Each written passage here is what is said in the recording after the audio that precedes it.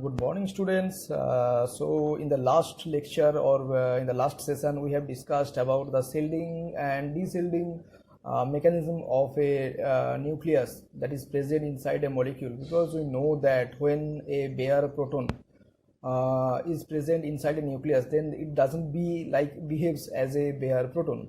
That means a concept of bare proton is a hypothetical concept. It is not present as a bare proton in nature. So every time a proton should be present inside a molecule or inside an entity, then definitely its surrounding environments, that means the electron density around the proton affects the magnetic field that it experiences, is not exactly the same that is applied. Okay, so today's discussion is based on the shielding mechanism in NMR. So structural factor causes changes in the magnetic field experienced by the nucleus.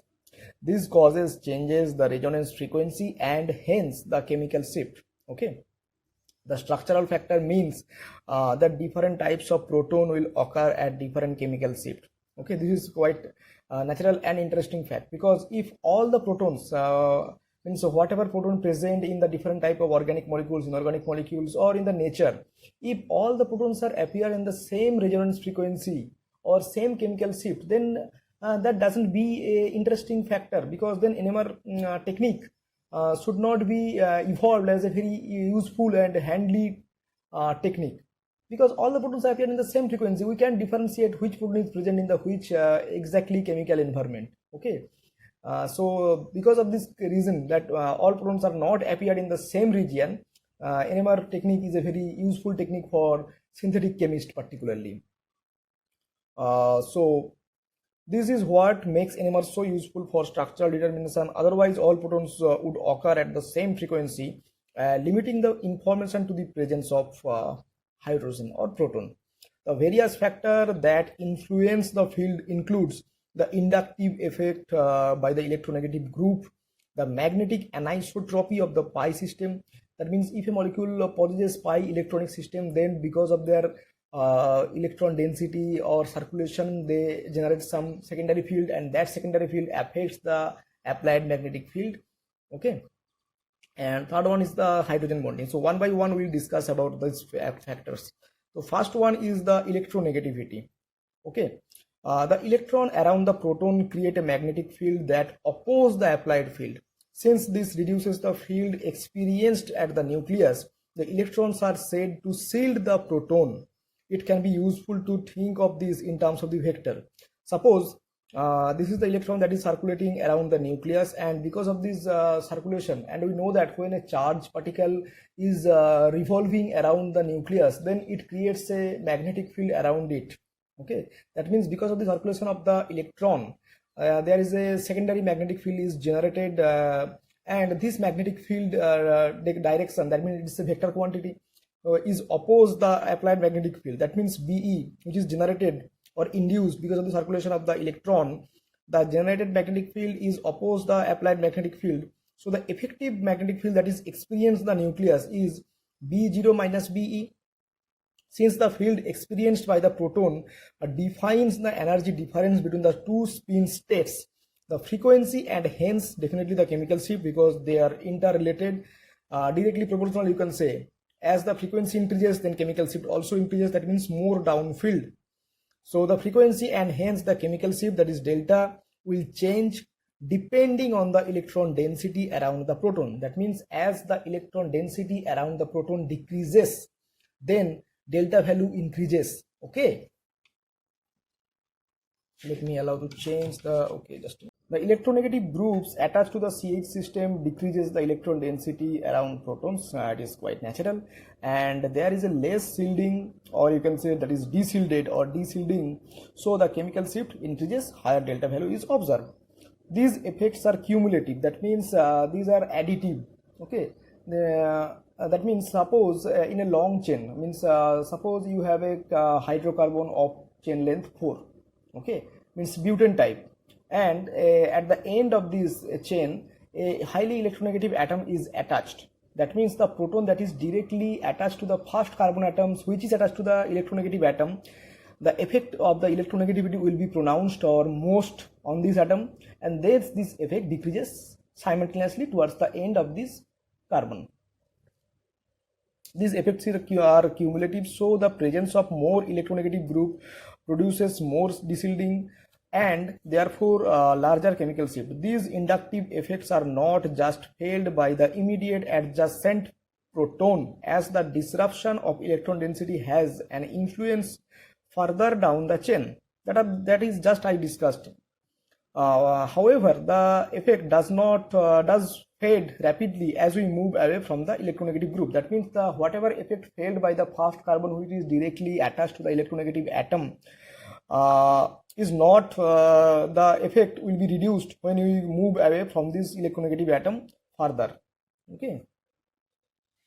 And the second effect that is very interesting and very unique is the magnetic anisotropy of pi electrons.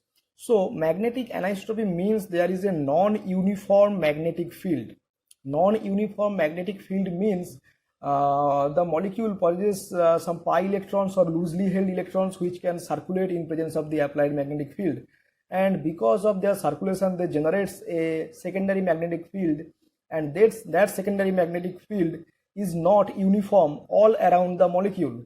Okay, the magnetic field is not uniform throughout the entire molecule. That means for preferred orientation or preferred direction, the magnetic field is changing accordingly and produces different magnetic field. So electrons in pi system, for example, aromatic alkenes or alkynes or carbonyls, etc., and all other also that contains some double bond or triple bonds, interacts with the applied magnetic field, which induces a magnetic field and causes the anisotropy. Anisotropy means that is not isotropic or symmetric in all the direction. As a result, the nearby proton will experiences three fields. The first one is the applied field, the shielding field of the valence electron, and the field due to the pi system. That means a nearby proton experiences three different fields. First one is the applied field, that is you applied a field. The second one is the shielding field of the valence electron. The valence electron produces a shielding effect on the proton. And third one, if the molecule possesses pi system, then the circulation of this pi system electrons, pi electronic system, they generate some secondary field, and that also either can shield it or can deshield the proton. So depending on the position of the proton in a pi electron field, it can be either shielded, that means smaller delta value, or deshielded, that means higher delta value, which implies that the energy required for and the frequency of the absorption will change. Okay, so consider the case of ethylene molecule. The ethylene molecule is so oriented that the plane of the double bond is at right angles to the applied magnetic field. Suppose the ethylene molecule is placed in this way, the applied magnetic field direction is from the bottom towards the top direction, and ethylene molecule is just placed as the right angles to the applied magnetic field. Then the electron clouds are on the top or bottom of these double bonds, and because of the presence of the applied magnetic field, the electron cloud of the pi electrons undergoes circulation, and because of their circulation they generates a magnetic field, and the orientation of the magnetic field is like that. The magnetic field is ejected from the lower portion and it's entering in this direction. So the carbon atoms are basically shielded because the induced magnetic field and the applied magnetic field just oppose each other, but at the hydrogen proton portion, these both the fields are in the same direction. That means the applied magnetic field and the induced magnetic fields both are reinforce each other. So only small frequency of radio means light is needed to undergo the resonance of this type of protons. So here we can imagine the circulation of the pi electrons in a plane along the axis of the bond, and when the molecule is oriented into the field, that means when the molecule is oriented in this type of field, circulation of pi electrons generate a induced field which is diamagnetic around the carbon. That means diamagnetic means which oppose the applied magnetic field around the carbon, and paramagnetic around the ethylenic hydrogen. That means paramagnetic means which reinforce the magnetic field of the ethylenic hydrogen. Thus ethylenic proton are deshielded, and deshielding shifts the peak to a larger value of delta.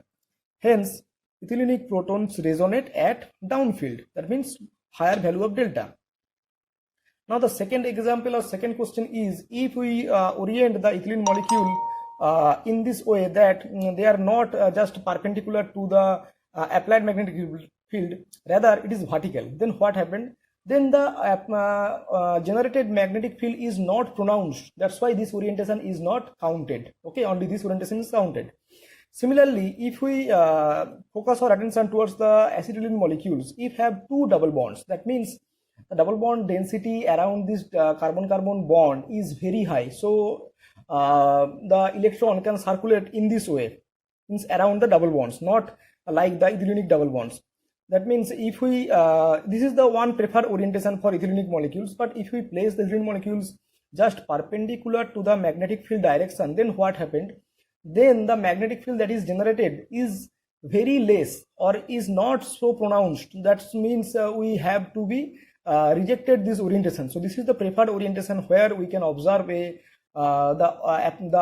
means induced magnetic field gives some very higher value which can influence the shift of the protons.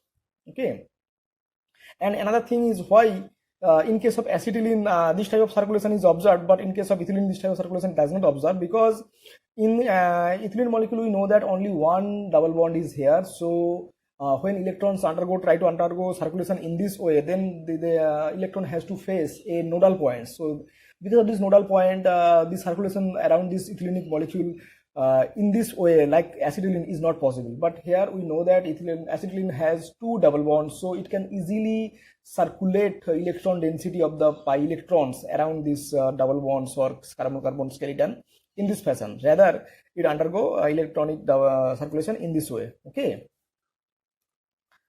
So circulation of the pi electrons around the triple bond occurs in such a manner that the protons of the alkynes experience a diamagnetic shielding effect. That means the magnetic field inserted in this way, and when they ejected in this way, that means in both the direction, for both the protons, the magnetic field, that means the induced magnetic field just oppose the applied magnetic field. Okay. So circulation of pi electrons around the triple bond occurs in such a manner that protons of the alkynes experience a diamagnetic shielding effect.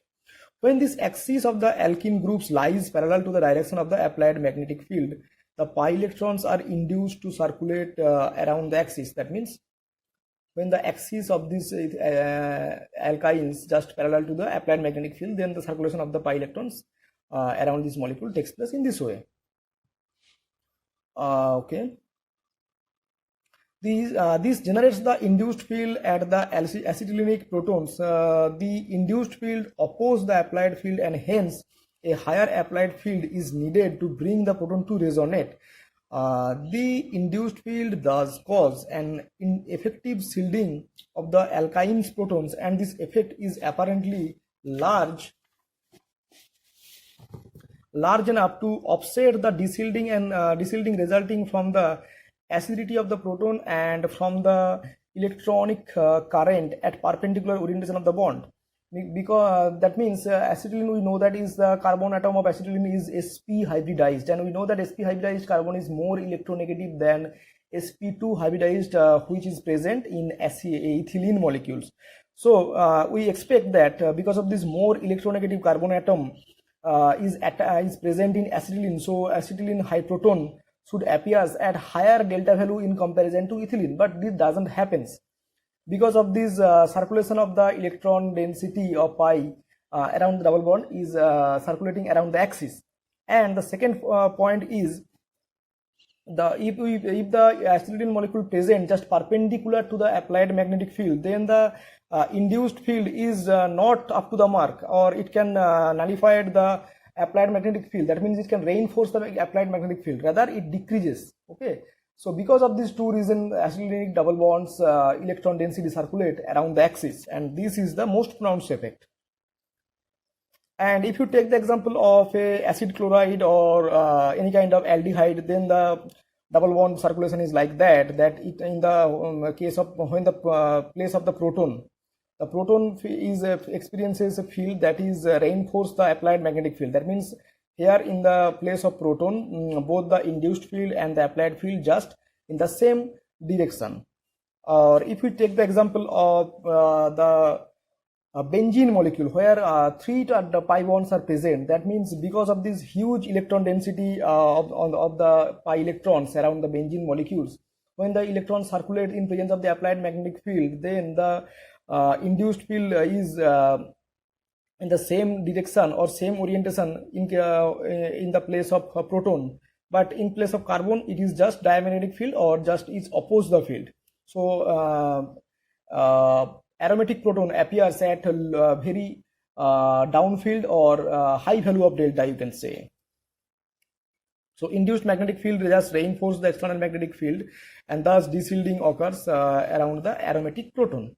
The shielding and deshielding component of benzenoid rings are most powerful than the pi electrons in alkylic bonds, because alkylic bond is just a single double bonds, or in case of benzene we know that three double bonds are in conjugation. So it's a huge amount of conjugation or huge amount of electron density around the molecules can generate say higher, more powerful or effective induced fields. Okay, because of this reason, benzenoid protons appears at more delta value in comparison to ethylenic proton. Thus, benzenoid protons usually resonate between delta value 6.6 and delta value 8.5 ppm, while protons attached to the isolated double bonds, that is in a ethylene molecule, resonate between delta value 4.6 and delta value 6.4 ppm. So these are the so if you just locate the shielding zone in a benzene molecule, the shielding zone is like that. So this is the plus sign, means the shielding zone. So if any proton appears within this region, that means it should be a highly shielded condition. But this proton present in the benzene molecules are in the means outside of the shielding zone. So that's why it appears at higher delta value. Similarly, this is the ethylenic shielding zone. It's present on the top and bottom portion of these double bonds perpendicular. And this is the aldehyde. Here shielding zone is appeared in the top and bottom of the carbon oxygen double bonds, and the acetylenic double bond, and the acetylenic shielding zone is very interesting. It contains the proton itself. That's why the acetylenic proton appears at very shielded region or low value of delta. So this is the schematic diagram of the shielding cones of the common pi system. The plus denotes the shielding areas and the minus denotes the deshielding areas. That means these are the deshielding areas, and all these protons are appear in the deshielding region in these two cases, in these three cases. That's why their proton appears at a higher value of delta. And in case of acetylenic proton, these are present, the protons are present in the shielded region, so they appear in the lower value of delta. The chemical shift delta and deshielding increases.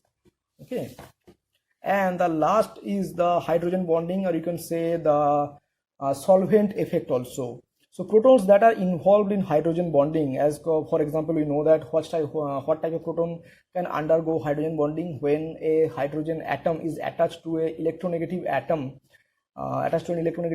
then the hydrogen atom of one molecule can feel some attraction of the hydrogen atom of the feel some attraction towards the electronegative atom of the second molecules and undergo a partial electrostatic type interaction, and these are known as hydrogen bonding. So when proton undergo this type of hydrogen bonding, then also the electron density around the proton decreases, and because of this